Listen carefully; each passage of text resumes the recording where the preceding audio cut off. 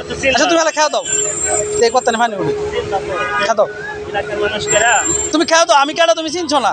খাও দাও পানি পানি থাকে তাই তোমার কি ওই মাছের চেয়ে বেশি পানি দেবে আরে আমি যখন বুলের মাঝে ডালছি মাছগুলি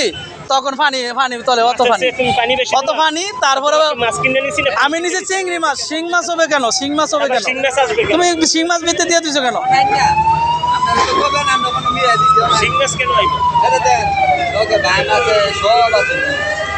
ওটার ভিতরে মরা শিং মাছ ছিল তুমি কোথাও 3টা আমি পাইছি 5টা তারপর আবার গুড়া শিংও ছিল গুড়া শিং কি 600 টাকা কেজি হ্যাঁ কিসা তোমার তুমি যেটা দিছো তো ঘুরাইছা তুমি 700 টাকা চাইছো 600 টাকা কেজি নিছি 700 টাকা চাইছো আমি 600 টাকা কেজি নিছি ঠিক আছে তুমি দিছো দেখে তো নিছি নাকি